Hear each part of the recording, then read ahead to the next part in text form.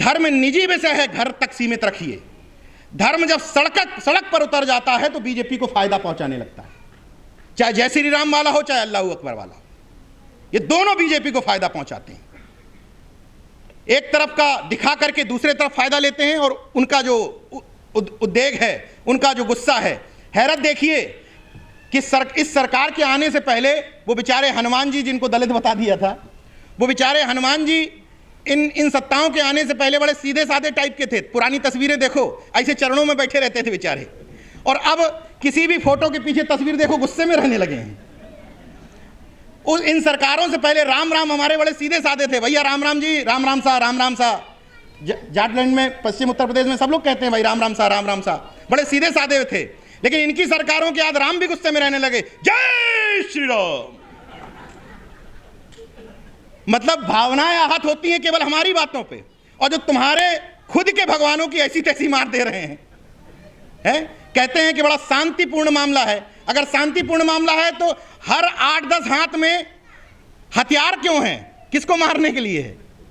अगर शांति है तो फिर हथियार की जरूरत ही नहीं है कोई। खैर, ये अलग मंचों पर बात करने का विषय है।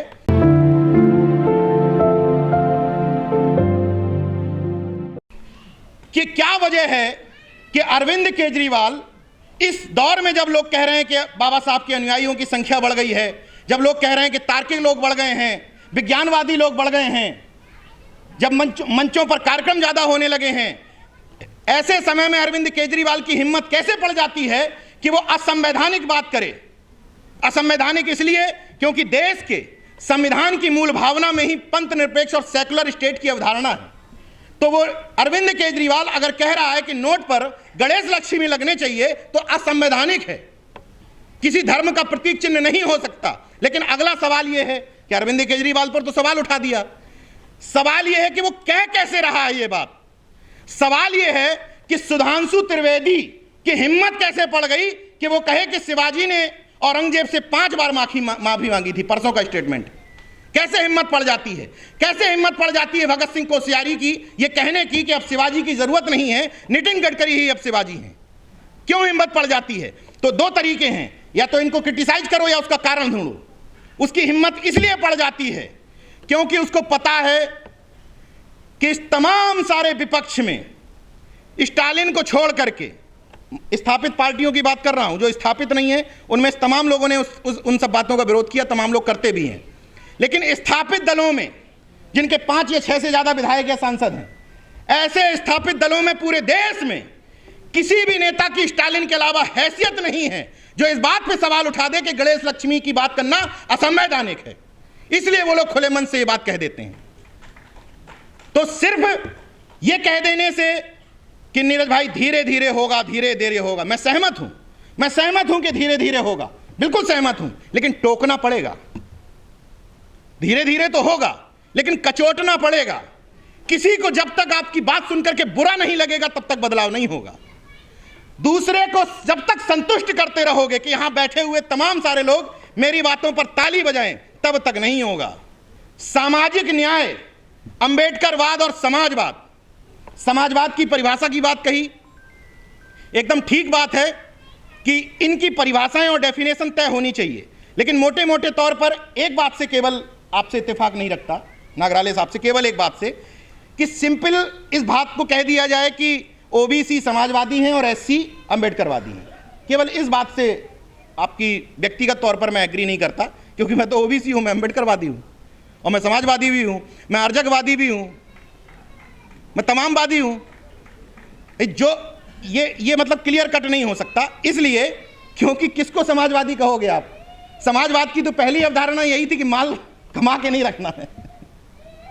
फटे कुर्ते वाले, कर्पूरी ठाकुर वाले समाज सेवी कहां ढूंढोगे आप? आज वाले समाजवादियों की शुरुआत ही लग्जरियस 7 स्टार होटलों से होती है। तो वो तो शब्द सब गौड़ हो गए, लेकिन फिर भी इस सद्भावना के साथ कि आपने एक अच्छी नीयत, महत्वपूर्ण होती नीयत, आपकी नीयत में कोई खोट नहीं समझ में आई मुझे व्यक्तिगत तौर पर, इसलिए आपकी इस नीयत का सम्मान करता हूं और इस बात को आपकी पूरे देश में आगे बढ़ाऊंगा कि पक्ष और विपक्ष हमें हमारा ही चाहिए।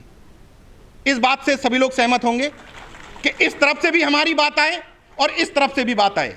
अभी हम दूसरों की पिचों पर खेल रहे हैं, अगर वो राम मंदिर की बात करते हैं तो हमारी तरफ वाले कृष्ण मंदिर की बात करते हैं। वो अगर ब्रह्मा की बात करते हैं तो हमारे वाले हाथ में तलवार ले लेते हैं, कोई फरसा पकड़ लेता है, कोई गणेश की सूंड पकड़े घूम रहा है। तो दिक्कत यह है कि हम उनके पिच पर खेल रहे हैं।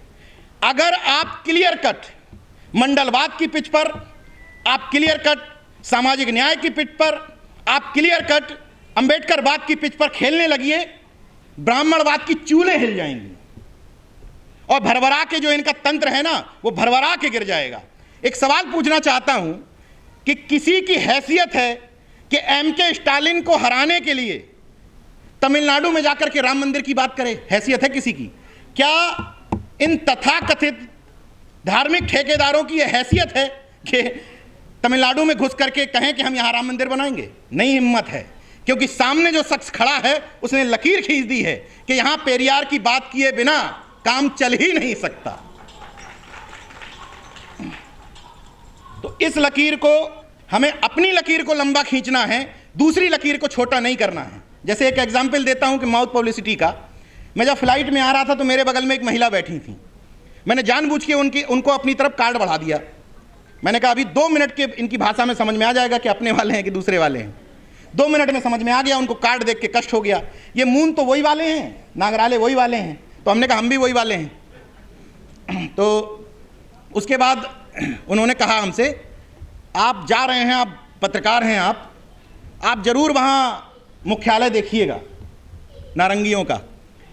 तो हमने कहा कि नागपुर में ही है क्या? तो अरे बताइए, आप पत्रकार हैं, आपको नहीं पता? हमने कहा नहीं, हमें जानकारी नहीं है, पहली बार सुन रहे हैं। हमने कहा दीक्षा भूमि पता है कि नागपुर में है। मतलब हम खुद उनकी पब्लिसिटी करते हैं।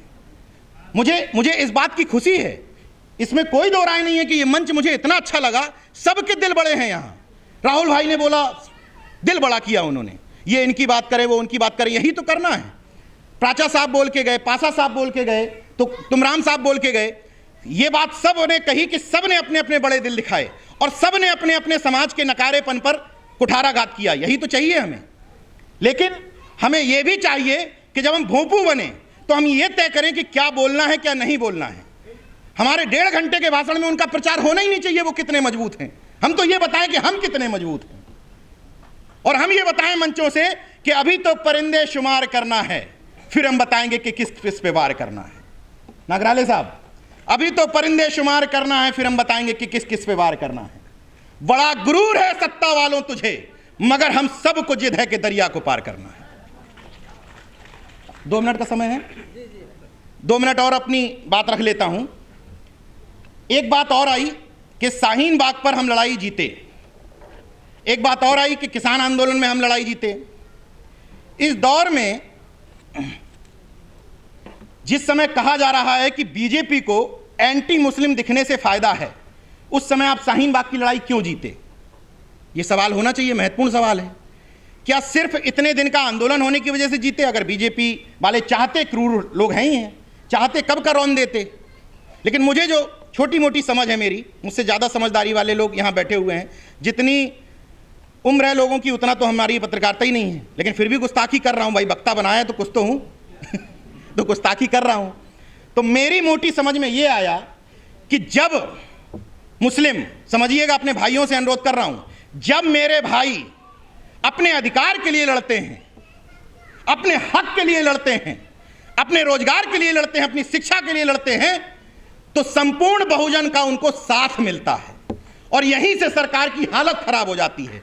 लेकिन जब मेरे भाई धर्म के लिए लड़ते हैं, तब सामने बैठे हुए लोगों को फायदा हो जाता है। इसलिए जब धर्म के लिए लड़ते हो तो उनके लिए कुचलना आसान हो जाता है, जब अधिकार के लिए लड़ते हो तो उनकी हालत खराब हो जाती है। इसलिए भाइयों से निवेदन करता हूं अपने कि ये जो दौर है, इस दौर में धर्म निजी विषय है। आप मानते हो कि नहीं मानते, मैं खुला बोलता हूं कि मैं नास्तिक हूं। आप मानिए, आपकी इच्छा है, मैं आपको अपने जैसा बनाने नहीं आया, आपकी इच्छा है। कुल मिलाकर के आप सब लोगों से यह अनुरोध करता हूं कि कुछ नहीं होगा इस तरह की मीटिंगों से, मन से निकाल दीजिए, कुछ ना हो। इस मन से यह तो तय करिए कि हम क्या कर सकते हैं, हमारी जिम्मेदारी क्या है। अगर 2024 का मिशन लेकर चलते हो, वैसे मैं फोकट का आदमी हूं, मेरा कोई मिशन नहीं है, क्योंकि कांसीराम साहब की लोगों ने एक बात पढ़ी, मैंने दोनों पढ़ी। लोगों ने ये बात पढ़ी कि राजनीति हर ताले की कुंजी है। लोगों की सुई यहीं तक अटक गई और मेरी सुई आगे बढ़ गई। मैंने ये भी पढ़ लिया कि बिना सामाजिक परिवर्तन हुए आई हुई सत्ता बहुजनों के किसी काम की नहीं होती। मैंने ये समझ लिया, तो मैं तो सामाजिक परिवर्तन में लगा हुआ हूं। तो जिनको लगता है कि 2024 में बिना सामाजिक परिवर्तन हुए छद्म रूपी आप सत्ता बैठा देंगे, उससे परिवर्तन हो जाएगा, मैं उसमें भी साथ हूं, मैं हर चीज में साथ हूं। मैं जय मूल निवासी बोलो, मैं जय मूल निवासी बोल दूंगा। आप कहोगे नहीं भैया जय भीम से काम चलेगा, हम जय भीम बोल देंगे। आप कहोगे नहीं जय मंडल से काम चलेगा, हम जय मंडल बोल देंगे। आप कहोगे नमो बुद्धाय बोलना पड़ेगा, हम नमो बुद्धाय बोल देंगे। हम बहुजन मूवमेंट का जय फातिमा से लेकर के उल गुलान, इनकलाब जिंदाबाद सब कुछ बोल देंगे, बस नफरत वाला जय जय श्री राम नहीं बोलेंगे। हम सबको यह तय करना पड़ेगा। जहां बड़ा दिल दिखाने की बात आ रही है, एक बड़ी समस्या है संगठनों में।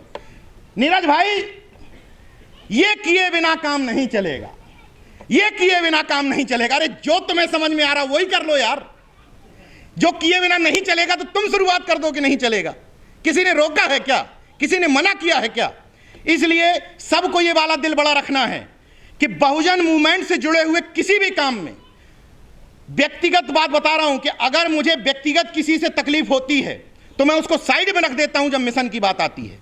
मेरा और राहुल नागपाल भाई का कितना भी झगड़ा हो जाए, कभी हुआ नहीं है, इसको गंभीरता से मत लीजिएगा। उदाहरण दे रहा हूं कि राहुल नागपाल भाई की मैं सुन लूं कि कमरे में मेरा विरोध कर रहे हैं, मेरी बुराई कर रहे हैं, फिर भी अगर वो फोन लगा करके कहेंगे कि मिशन के लिए है, आ जाना, मैं चला जाऊंगा, क्योंकि व्यक्तिगत नहीं हूं मैं।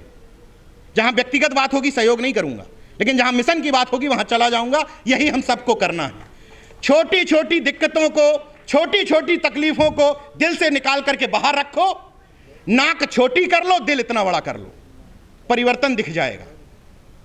शिवाजी की बात हो रही थी, हम लोग प्रचार प्रसार नहीं कर पाए, इसी वजह से शिवाजी बहुजन प्रतिपालक न बन करके हिंदू हृदय सम्राट बन के रह गए।